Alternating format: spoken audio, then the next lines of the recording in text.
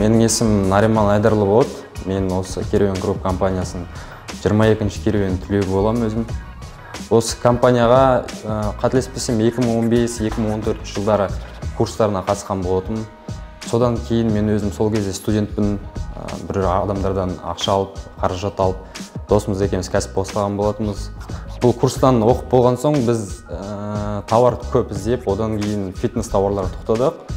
Еркек адамдарға біз спорттың, фитнеспен айналысатын компрессионный одежда деп айтады, қысқаша. Сол товарларды біз 400 мыңға заказ бердік.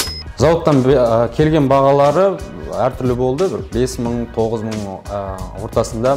5 мыңға келген товарларды мен осы Алматыда 15 мыңға саттым. Бұнда сонда қалған таза пайдасы 10 мың болды. 5 мыңдық спортивкалардан.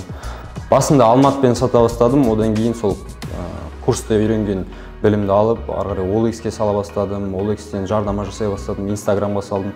Сол маркетинг құдіретімен мен бүкіл Қазақстанға сата бастадым. Сол саудамен айналысып жүріп, мен маркетинг құдіретін қатты түсіндім және маркетинг саласына қызығып, өзім курстарға барып, басқа компаниялардың тәжірибе жинап, бүгінгі таңда мен Керуен Групп компаниясының маркетинг бөлімінде жұмыс істеп жүрмін. Керуен Групп компаниясына келген себебім сенім мен сапаны жоғары орынға қояды. Алдыға қойған мақсатым осы компаниямен бірге даму.